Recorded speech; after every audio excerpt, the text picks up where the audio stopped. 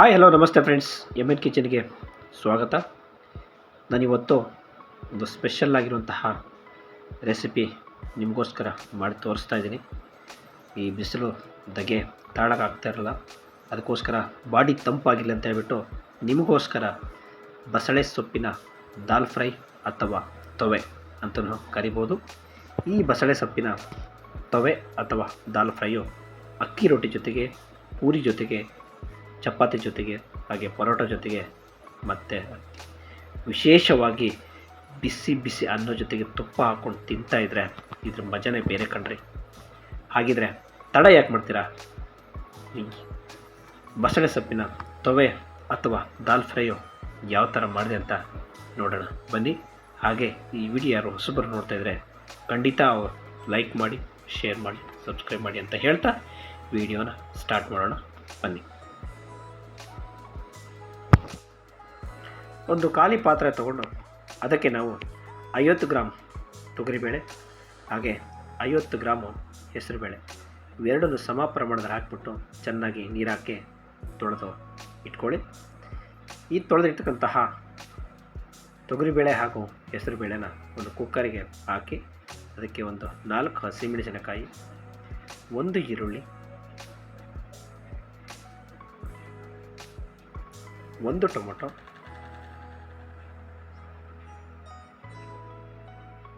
ಹಾಗೆ ಬೇಳೆ ಮುಳುಗುವಷ್ಟು ನೀರು ಹಾಕಿಬಿಟ್ಟು ಅರ್ಧ ಸ್ಪೂನು ಅರಿಶಿನ ಪುಡಿ, ಸ್ವಲ್ಪ ಎಣ್ಣೆ ಏನಕ್ಕಂದರೆ ಸ್ವಲ್ಪ ಬೇಳೆ ಬೇಗ ಬೇಯಲಿ ಅಂತ ಹೇಳ್ಬಿಟ್ಟು ಎಣ್ಣೆನ ಆ್ಯಡ್ ಮಾಡ್ತಾಯಿದ್ದೀನಿ.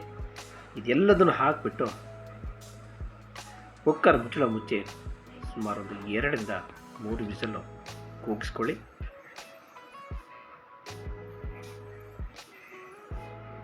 ಈ ಕುಕ್ಕರ್ ಕೂಗ್ತಾ ಇರಲಿ. ಇವಾಗ ನಾವು ಬಸಳೆ ಸೊಪ್ಪನ್ನ ಕ್ಲೀನ್ ಮಾಡ್ಕೊಳ್ಳೋಣ.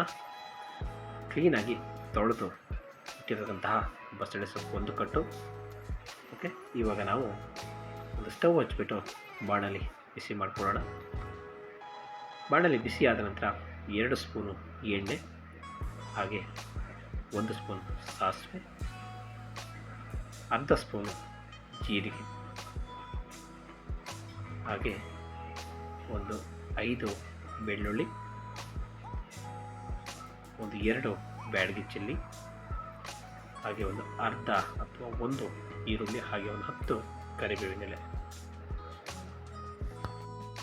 ಇದನ್ನೆಲ್ಲ ಹಾಕ್ಬಿಟ್ಟು ಮಧ್ಯಮ ಉರಿಲಿ ಈರುಳ್ಳಿ ಕಂದು ಬಣ್ಣ ಬರೋವರೆಗೂ ಫ್ರೈ ಮಾಡ್ಕೊಳ್ಳಿ.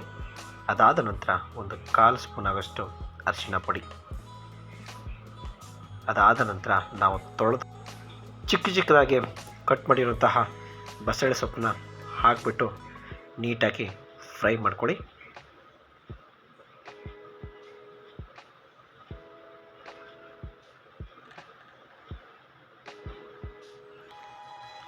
ಇದು ಫ್ರೈ ಆಗಿದೆ. ಇವಾಗ ಕುಕ್ಕರ್ ಮುಚ್ಚಳ ಪ್ರೆಷರೆಲ್ಲ ಹೋಗಿದೆ. ಇವಾಗ ಕುಕ್ಕರ್ ಮುಚ್ಚಳನ ಓಪನ್ ಮಾಡೋಣ. ಸೂಪರಾಗಿ ಬೇಳೆ ಮತ್ತು ಟೊಮೊಟೊ ಚೆನ್ನಾಗಿ ಬೆಂದಿದೆ. ಇವಾಗ ಸ್ವಲ್ಪ ಒಂದು ಸ್ಪೂನ್ ಅಥವಾ ಸೌಂಡ್ ಸಹಾಯದಿಂದ ಚೆನ್ನಾಗಿ ಮಿಕ್ಸ್ ಮಾಡ್ಕೊಳ್ಳಿ. ಮಿಕ್ಸ್ ಆದ ನಂತರ ನಾವು ಇವಾಗ ಬಸಳೆ ಸೊಪ್ಪನ್ನ ಫ್ರೈ ಮಾಡಿ ಇಟ್ಕೊಂಡಿದ್ದಲ್ಲ, ಆ ಬಸಳೆ ಸೊಪ್ಪಿಗೆ ಬೇಳೆನ ಹಾಕಿ